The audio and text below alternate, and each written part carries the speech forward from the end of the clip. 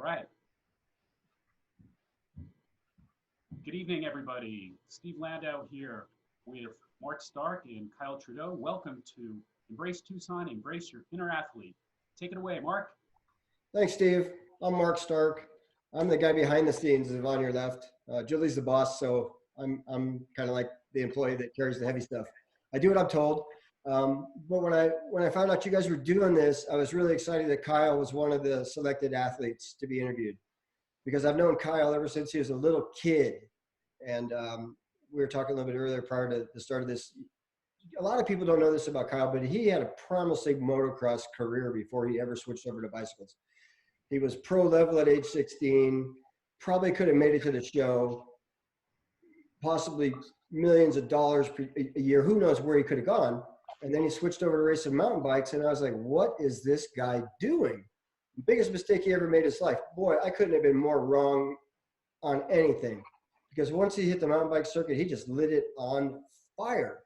And I've been like, I don't want to use the word groupie, but I've been tracking him. Like, I know today that Kyle did 85 miles and he climbed 6,700 feet of elevation, because I check to see what he's doing on Strava every day, like what's going on with Kyle. So that's kind of how close I follow him.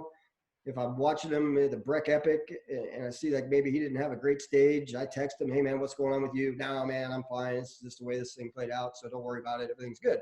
So we have a pretty strong relationship. So background, I've known him a long time, so I'm grateful to interview him. So let's talk about Kyle a little bit. He's 27 years old. He's a graduate of the U of A Other Business College.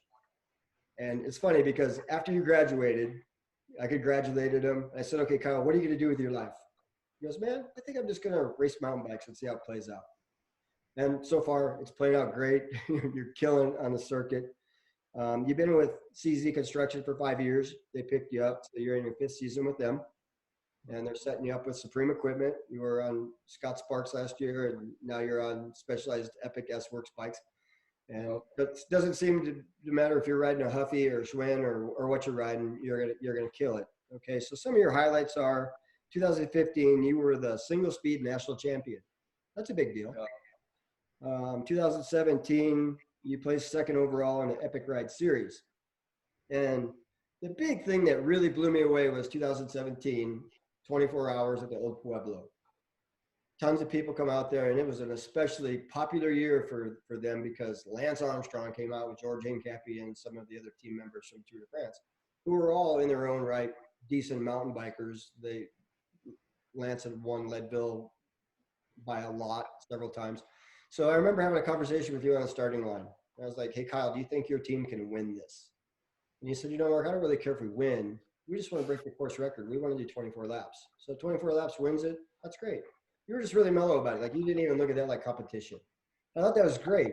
And by the way, you guys hit that goal. You hit 24 laps, which is a course record. Nobody's ever done 24 laps on that current course configuration.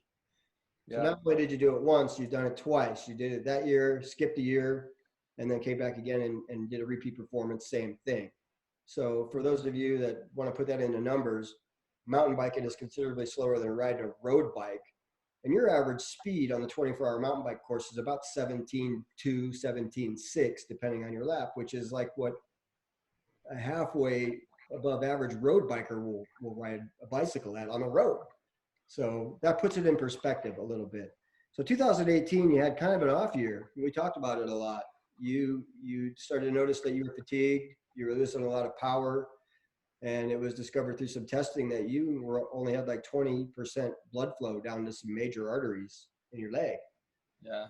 Potentially dangerous condition. And you told me what the name of it was. I Googled it because that's how I am. And lo and behold, it says this is a very rare condition that only happens to professional cyclists. It says that. And you got that.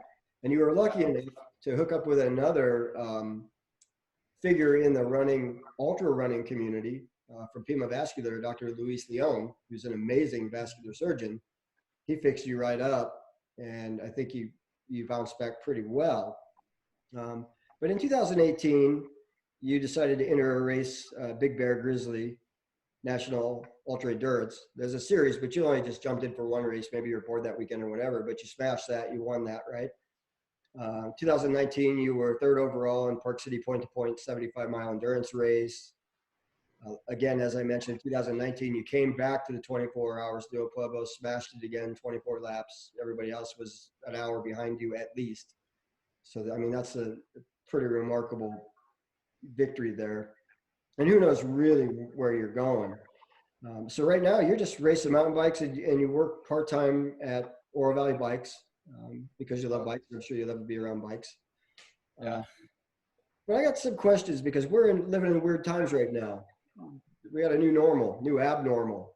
And we're curious to know how it affects you. Like I said, I checked in on you today and I saw what you did on Strava. You did a big ride, I'm sure by yourself because you're a lone wolf guy a lot of times. But how are you managing your cycling training during this new abnormal? Like, are you doing anything different? And how has it changed you? What are you doing? Yeah, a lot of it's just changing the type of training I'm doing. So March was actually supposed to be the kickoff to all the big races I had planned. And so I'm doing usually I'd be doing a lot of high intensity work, low on the volume, but just trying to keep that sharp edge. Everything hit, all the races got canceled. So it was taking a step back and pretty much going back to what I was doing in January, which was a lot of big rides, low intensity, building that really strong base again, in hopes that later when everything passes, we're able to get racing again, whether that's August or October or maybe 2021. Okay, that's fair. So what other obstacles are you facing besides social distancing that you're finding that you're having to overcome? Yeah, so having one of the things with social distancing, no group riding, so it's just going out, getting the work done solo. And then another little thing is whenever you got a refill at a gas station, you're used to just taking your water bottles in there and filling them up, but none of that's going on right now. So it's a lot of buying thirst busters and Oh yeah, filling up bottles that way. I didn't even think about it. That's a huge game changer. Is where you Yeah, going in the gas yeah. station for water bottles. And another thing, most trailheads they shut off water at most trailheads now. So yeah, if you're going on a long mountain bike ride or something where you'd usually stop at a trailhead to get some water, that's not an option. So you're either hauling all the water you need for your ride or trying to hit a convenience store at some point. Yeah, I saw the other day you made a public service announcement. You were riding Lemon, and you said, "Hey, no water at Seven Cataracts or wherever you were at." One of those Palisades. Palisades. So Yeah. yeah, it's up there again today. It is back on, so they at least they turned that water back on. So I mean, that's kind of a big deal when you're trying to gap where you could get water at, especially on Lemon, and that line is run dry. Yeah, You're in the middle of nowhere, you know. Yeah, for big rides, it's like another planning step that you have to do. So besides missing water, what's one thing you miss the most during this new abnormal lifestyle? I say, well, of course, racing. That's what I was training all winter for. But other than that, it's the group rides here in Tucson. We have the shootout, and I mean, if I'm in town and no racing, that's always in the training plan, and I look forward to it every week. So I definitely miss the group rides. Yeah, that is a big deal. And I didn't really know that about you because I always kind of pictured you as just a lone wolf guy most of the time anyway. But I imagine you are involved in a lot of group stuff, especially like the shootout and stuff like that. Yeah, pretty much just the shootout would be like if I'm in town, that'd be like my only group ride for the week. Other than that, it's just solo. So that's like been the biggest difference, is just not even having the group ride to Right. Yeah, I think we participate all kind of know that. So, do you have one piece of advice for others trying to navigate their current training plan to meet their goals and needs in. based on Yeah, what you're living in now? yeah. So the biggest thing I think for a lot of people is finding motivation to go out and train. My advice for that is to looking at like the big picture and thinking I might not be racing for the rest of the year is daunting. So if if you have a coach, that can be a huge help, because they give you a day-to-day schedule, and you can make each day, completing that workout the goal, and take each day as it comes, instead of looking ahead way down the line of what your ultimate goal is, which can be overwhelming and seem too far out. So having that, having a goal each day, um, breaking it down seems. So it'd be a great idea for some of these folks that are kind of wandering aimlessly to hook up with a coach, get some Yeah, training plans, give them some goals to chase down. yeah. So my coach, Jason Tullis of Go to Neck, he came to me when everything was going down, asked me what I was looking to do, and he's really open, kind of asked me for, um, like what my needs are, and I do really well with structure. So every day he's still giving me a workout to do, just so I'm not riding around there aimlessly and digging myself a giant hole I That's can't great. get out of. That's great. That's a great piece of advice, and I'm glad you got that going for you. So now I'm gonna get into a fun question. What's one thing most people don't know about you? uh well, I would say it would be my motocross background, but I don't know, you kind of already blew that one. I'm sorry. uh I don't know. um I have a I I have a cat. I have a pet cat, You like got a cool everyone. sister too, so that helps, right? Biggest Yeah. fan, So, and what's the power song, man? What song gets in your head when you're feeling like you just can't go on? What gets you over the top? Do you have? It's got to be a song from way back, like I don't know, way back as in 2006. Oh yeah, Uh, so long ago. Yeah. yeah. Uh, Probably "My Assassin" by The Blood. It's a pretty heavy song, but that one will get me through a hard workout or a long ride. Yeah, Yeah, you and I. that'd be great for you. But if we were listening to that in my car, I'd probably have to say, Kyle, turn that off, man. I can't. Yeah, Hey, yeah. whatever, Most whatever. most people most people would rather not listen to anything that song, but it works for me. So we talk about who your favorite Avenger is and why, but I know who you become when it's time to get aggressive. And I'm gonna let you answer it, and maybe that answer's changed over the years. But Now, yeah, I'd say it's the Hulk. yeah, Uh, yeah, when it doesn't, especially in race situations, I work really well when I'm pissed off. So uh, I'd say I turn into the Hulk sometimes on the bike. yeah, and it's funny because knowing you, I know you well, and you've always been the most polite, kindest person that I know almost out of all of Teddy's friends. And yet I can completely see you in that mode because I know what it takes to win these types of races. And you got to be aggressive. You got to hang it out there.